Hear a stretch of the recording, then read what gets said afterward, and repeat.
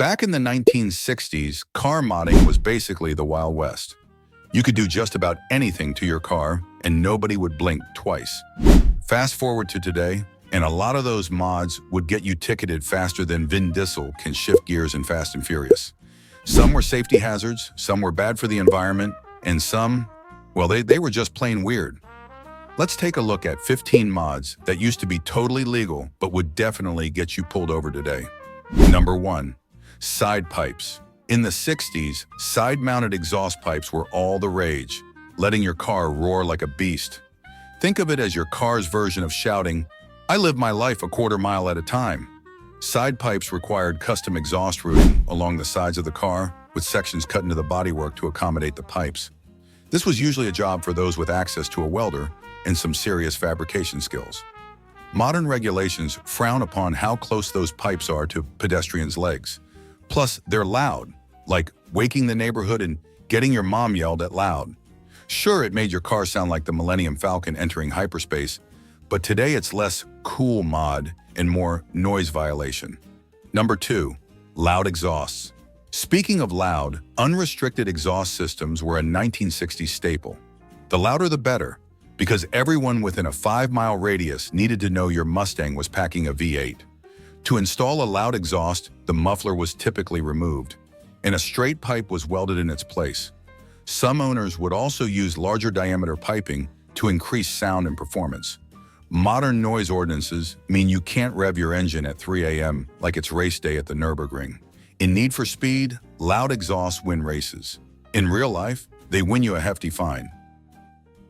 Number 3. Supercharger cutouts. Supercharger cutouts allow drivers to open the exhaust directly from the headers for a massive power boost on the fly. It's like hitting nitro in GTA. Instantly overpowered, definitely over the top. Installing a cutout involved adding a valve into the exhaust system just before the catalytic converter. The driver could then flip a switch inside the car, opening the valve and bypassing the exhaust for a power boost. Because it also cuts out everything that reduces emissions.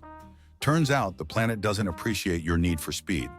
It's like slapping a turbo sticker on your car. Just because you can doesn't mean it's a good idea. Number 4. Tinted windshields. Tinted windows are still a thing today, but in the 60s, people took it to a whole new level, tinting the entire windshield for that extra mysterious Batmobile look. Applying a full windshield tint involves stretching a dark film carefully across the glass, ensuring there were no bubbles or creases, and then trimming it to fit the edges precisely. Darkness of the tint is measured by its VLT, visible light transmission, percentage, which determines how much light can pass through. For instance, a 50% tint allows half the light through, striking a balance between reducing glare and maintaining visibility. A 35% tint is darker, allowing only 35% of light, offering more privacy and UV protection. As the tint gets darker, like the 20% or even the limo level 5% tint, it greatly reduces visibility. However, most laws require windshield tints to maintain at least 70% VLT to ensure drivers have clear vision, especially at night. Going too dark on the windshield isn't just risky, it's illegal in many areas. Turns out, being able to see the road is important for safe driving. Go figure. Sure, it looked cool, but unless you're driving the Batmobile, it's probably a good idea to have some visibility. Number 5. Bumper heights. In the 60s, jacking up your car's bumper to ridiculous heights was practically a rite of passage. The higher the better. Installing a higher bumper typically meant modifying the suspension with lift kits and adding larger tires. Sometimes the bumper itself would be replaced with a custom-built mount to achieve the desired height. Modern laws mandate bumper height for a reason. It keeps your car from crushing smaller vehicles. In the game world, you'd call it a tank. In real life, the cops just call it unsafe. Number 6. Solid axle swaps. Swapping out your suspension for a solid axle was the go-to for SUVs and muscle car enthusiasts who wanted that drag strip performance. Swapping in a solid axle required removing the independent rear suspension and replacing it with a rigid axle setup. This often involved fabricating custom mounts and brackets to ensure everything was aligned. It's great for racing in a straight line, but try turning and, well, expect something straight out of those crashing videos online. Number 7. Straight pipes. Straight pipes? Back in the 60s, it was like your car's way of screaming, "I don't need no stinking muffler."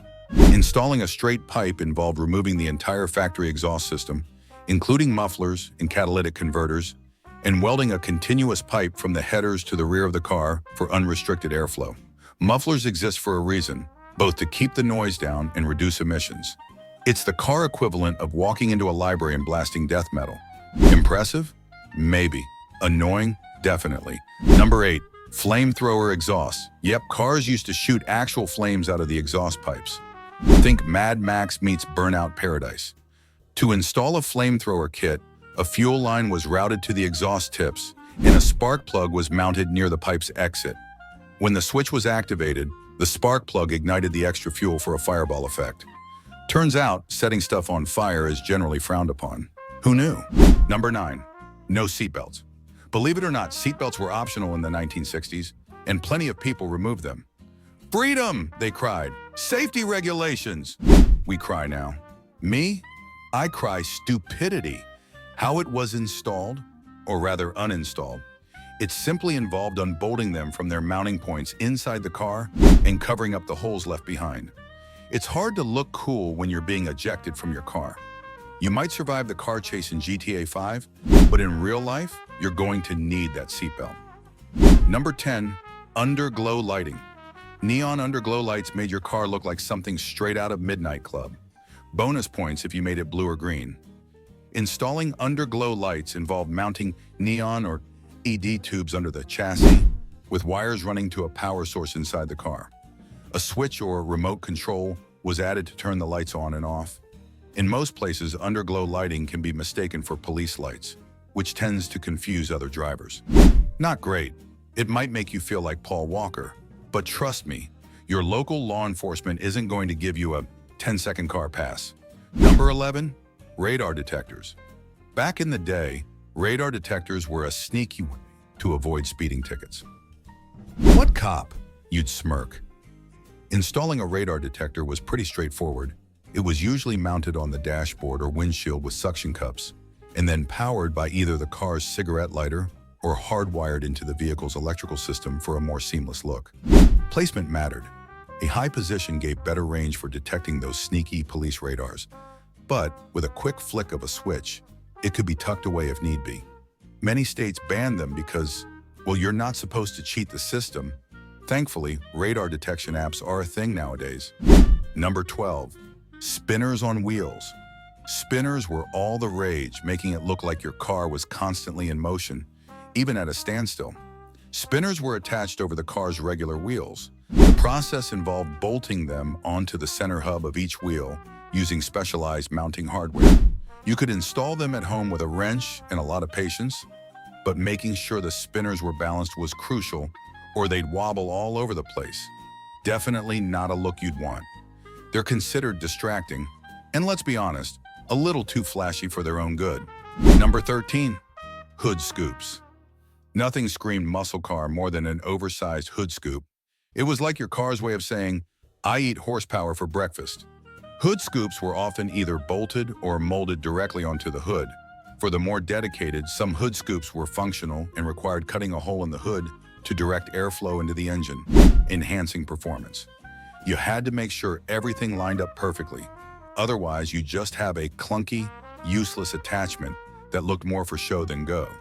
They block your view of the road, simple as that. Unless you've got the reflexes of a Mario Kart Pro, you're probably going to want to see where you're going. Number 14. Open headers. Open headers were the ultimate mod for street racers. No mufflers, just pure, unfiltered power. They required removing the mufflers and connecting the exhaust system directly to the engine headers. This was no simple bolt-on. It often required welding and rerouting the exhaust pipes. Typically, this was done by mechanics or serious gearheads with a lot of experience, as it meant bypassing most of the exhaust system, leading to that thunderous roar. Why it's illegal now? It's the automotive equivalent of bringing a jackhammer to a quiet neighborhood. You might feel like Vin Diesel, but your neighbors will probably just feel annoyed. Number 15. Lowered suspension. Slam that car to the ground, baby. The lower, the cooler. Every street corner became a mini racing track.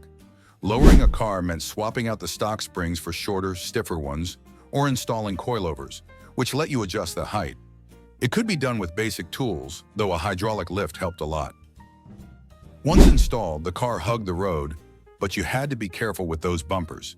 They weren't made for climbing curbs or hitting speed bumps. Too low and your car becomes a hazard, scraping on everything from speed bumps to stray pebbles.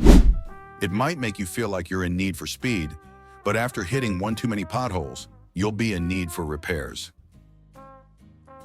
The 1960s were a simpler time when car mods pushed boundaries, often with little regard for safety or the environment.